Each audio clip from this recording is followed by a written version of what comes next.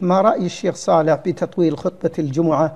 وما السنة في الخطبة والصلاة؟ تطويل خطبة الجمعة مخالف للسنة. النبي صلى الله عليه وسلم حث على إقصار الخطبة وإطالة الصلاة.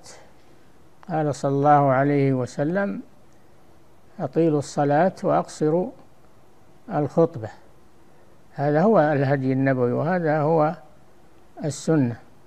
قال صلى الله عليه وسلم: إن طول صلاة الرجل وقصر خطبته مئنة من فقهه، فأطيلوا الصلاة وأقصروا الخطبة.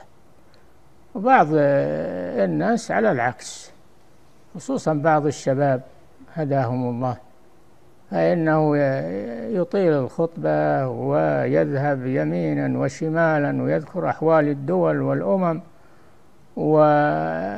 ويريد أن يعدل الدنيا كلها في خطبته، وهذا مخالف للسنة.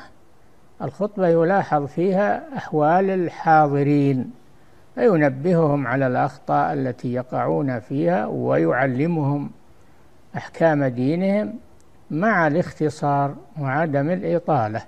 نعم.